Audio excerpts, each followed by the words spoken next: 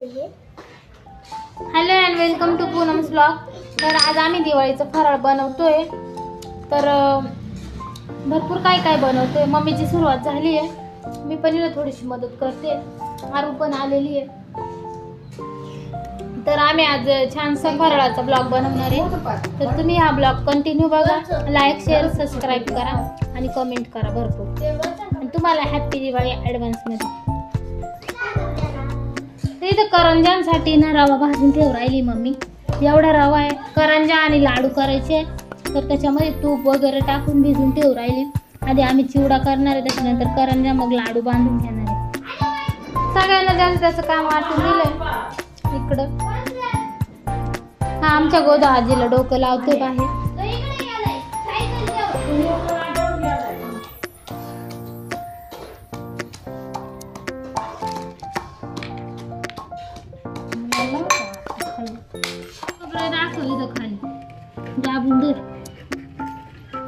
तेच कुठलं काय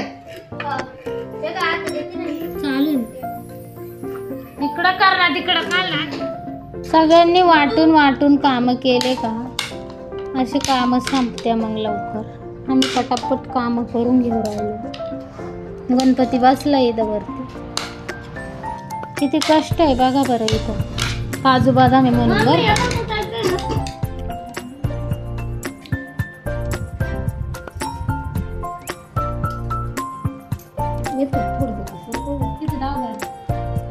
अरे 5 मिनिटात लाडू तयार होतो।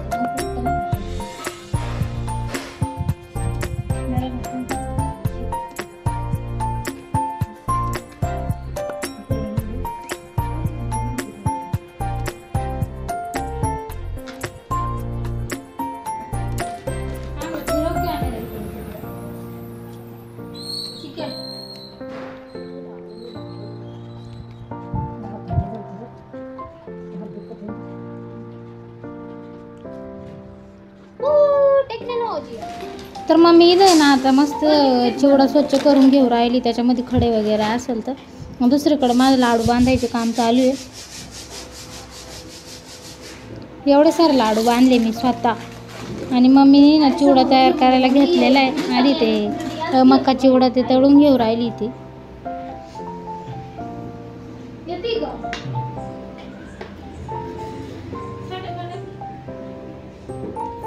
त्याच्यानंतर अशा चिवड्यामध्ये टाकून देते तळून तळून।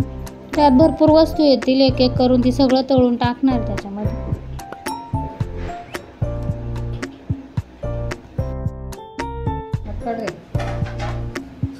डाळ्या, शेंगदाणे, मका चिवडा सगळं टाकलेलं आहे त्याच्यात।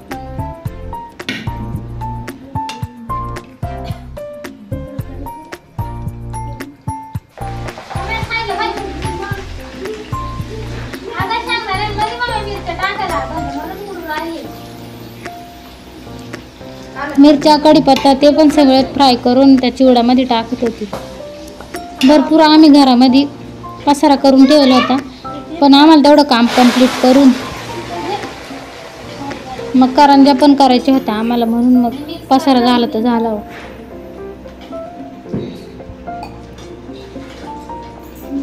कढीपत्ता खूप जास्त टाकला होता टेस्ट येण्यासाठी, पण एवढा छान झाला होता आमचा चिवडा बास कधी। मग सगळं फ्राय केल्यानंतर आम्ही एकत्र करीत होतो, त्याच्यात अजून मसाला पण टाकायचा होता।